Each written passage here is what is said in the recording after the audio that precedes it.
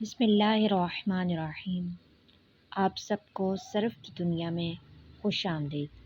جو میرے چینل پر نہیں ہیں ان سب سے گزارش ہے کہ وہ میرے چینل کو سبسکرائب کریں، لائک کریں، شیئر کریں اور کمنٹ باکس میں بتائیں کہ ویڈیو کیسی لگتی ہے، تاکہ آپ لوگ جس طرح کی ویڈیو چاہتے ہیں، جس طرح آپ کو آسانی ہوتی ہے، میری کوشش ہوگی کہ میں ویسی ویڈیو آپ کے سامنے پیش کر سکوں۔ اور جہاں پر آپ کو سمجھ نہیں آتی وہاں پر آپ لوگ مجھ سے پوچھ سکتے ہیں کہ یہاں سے سمجھ نہیں آ رہی۔ تو آج ہمارا سبق نمبر 1 اور جز نمبر 2 ہے۔ کیا بتایا جا رہا ہے؟ علم صرف کا موضوع۔ علم صرف کا جو موضوع ہے وہ صیغہ کے اعتبار سے کلمہ ہے۔ مطلب یہ کہ جو ہم علم صرف کا تمام علم ہم جو پڑھیں گے وہ ہم کلمہ کے طور پر پڑھیں گے، کلمہ پر ہی مبنی ہوگا۔ کلمہ نہیں ہوگا تو ہم علم صرف کو نہیں پڑھ سکیں گے۔ اب جو صیغہ کسے کہتے ہیں؟ صیغہ کلمہ کی اس شکل کو کہتے ہیں جو حروف اور حرکات و سکنات کی مخصوص ترتیب سے حاصل ہوتی ہے۔ مثلاً دارابا فعل ماضی، اس ایک مرد نے مارا، مثبت معلوم، واحد مذکر غائب۔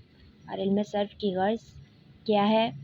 اب جو ہے صیغہ کلمہ کی اس شکل کو کہتے ہیں جو حروف اور حرکات و سکنات کی مخصوص ترتیب سے حاصل ہوتی ہے۔ مثلاً دارابا۔ اب دیکھیں جو دارابا ہے یہ ایک کلمہ ہے، ٹھیک ہے۔ اس کے اوپر جب ہم نے کوئی حرکت دے دی، کوئی بھی حرکت ہم نے دے دی، جبکہ اس کے اوپر 3 زبر ہیں جس کو فتح بھی کہتے ہیں، اور دعاد مفتوح ہے، را بھی مفتوح ہے اور با بھی مفتوح ہے۔ تو یہ جو حرکت دینے سے جو شکل حاصل ہوئی ہے یہ صیغہ کلمہ کی اس شکل کو کہتے ہیں جو حروف اور حرکات و سکنات کی مخصوص ترتیب سے حاصل ہوتی ہے۔ یعنی کہ ہم نے اس کی مخصوص ترتیب دے دی تو اس کو ہم کیا کہیں گے؟ یہ ایک صیغہ بن گیا۔ کس گردان کا فعل ماضی کا بن گیا؟ پتہ کیسے چلا؟ اس کے ہم نے جب ترجمے پر غور کیا، ترجمے میں تھا اس ایک مرد نے مارا۔ تو کس نے مارا؟ کب مارا؟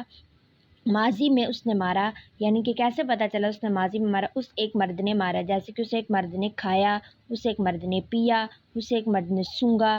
تو کب کیا اس نے؟ کہا ماضی گزرے ہوئے زمانے میں کیا۔ اب آگے ہے صیغہ کون سا ہے؟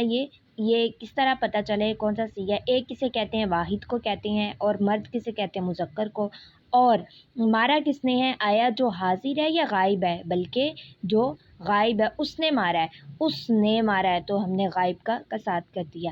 اور پھر یہ کیا تھا آگے؟ مثبت تھا۔ مثبت کیسے پتہ چلا؟ مثبت کہتے ہیں جس میں تمام بات ہاں میں ہو، نہ میں کوئی بات نہ۔ اس ایک مرد نے مارا، واقعتاً مارا، نہیں کا ذکر نہیں کیا گیا کہ اس ایک مرد نے نہیں مارا، بلکہ یہ کہا کہ اس ایک مرد نے مارا تو مثبت ہو گیا۔ تو اب مارا کس نے ہے؟ مرد نے مارا ہے، تو مارنے والا معلوم ہے، یعنی مرد ہمیں پتہ ہے کس نے مارا ہے، تو یہ کیا ہو گیا؟ معلوم ہو گیا۔ معلوم کسے کہتے ہیں؟ جس میں فاعل کا ذکر ہو۔ فاعل کسے کہتے ہیں؟ کام کرنے والے کو۔ تو مرد ہے ایک فاعل، کام کرنے والا، تو اس کو معلوم کہا۔ آگے علم صرف کی غرض، یعنی کہ جو اس علم کو حاصل کرنے کی ہماری غرض کیا ہے؟ ہم صیغوں کو بنانے، یہ جو ہمارا صیغہ بنایا تھا ہم نے، اس کو ان میں تبدیلی کرنے میں ذہن کو غلطی سے بچانا ہے۔ اور جب ہمیں علم صرف نہیں آئے گا تو ہم لفظی غلطی سے کیسے بچ سکیں گے؟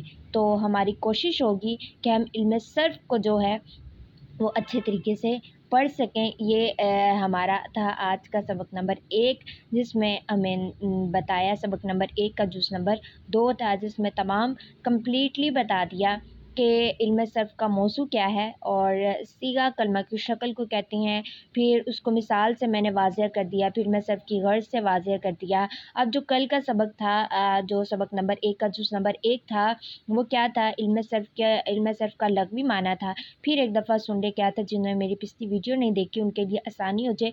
علم کا جو مطلب ہوتا ہے وہ جاننا ہوتا ہے، اور صرف کا مطلب کیا ہوتا ہے؟ پھرنا، گردش کرنا اور چکر لگانا ہوتا ہے۔ یہ ایک ایسا علم ہے جو آخری درس نظامی کی جو بکس ہیں، جو قرآن پاک ہے، جو احادیث مبارکہ ہے، ان میں یہ علم بہت کام آتا ہے۔ یہ اول کلاس سے لے کر آخری کلاس تک یہ علم ہمارا ساتھ دیتا ہے۔ اگر ہم یہ کہیں گے سلیبس بس آج اس کلاس تک ہے، بس ٹھیک ہے پاسنگ مارکس لے لیے، ایسا کچھ بھی نہیں ہوگا، بلکہ جتنا ہم اس سے جان چھوڑواتے جائیں گے یہ اتنا ہمارے پیچھے آتا جائے گا۔ جب تک ہم اس کو نہیں سیکھیں گے تب تک ہم احادیث کو بھی اچھے سے نہیں پڑھ سکیں گے، قرآن پاک کی ترجمہ بھی اچھے سے نہیں کر سکیں گے۔ تو ہمارے لیے ضروری ہے ہم آج ہی سے کوشش کریں کہ علم صرف کو اچھے سے سیکھ سکیں، صیغہ کو اچھے سے سمجھ سکیں۔ علم صرف اور صیغہ ایک ہی چیز ہے۔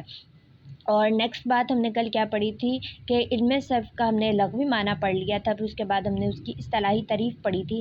اصطلاحی تعریف میں ہم نے کیا پڑھا تھا؟ اصطلاحی تعریف میں ہم نے پڑھا تھا کہ ایسے اصول و ضوابط جن کے ذریعے ایک کلمہ سے دوسرا کلمہ بنانے اور اس میں تبدیلی کرنے کا طریقہ معلوم ہو، یعنی کہ اس کا ہم نے تمام پڑھا تھا کہ اس سے ایسے کیسے ہم ایک سے دوسرا کلمہ بنا سکتے ہیں۔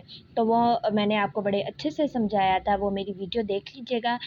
سبق نمبر 1 کا جز نمبر 1 ہے۔ تو آپ لوگ جس چیز کی سمجھ نہ آئے وہ آپ لوگ مجھ سے پوچھ سکتے ہیں کہ یہاں سے سمجھ نہیں آئی۔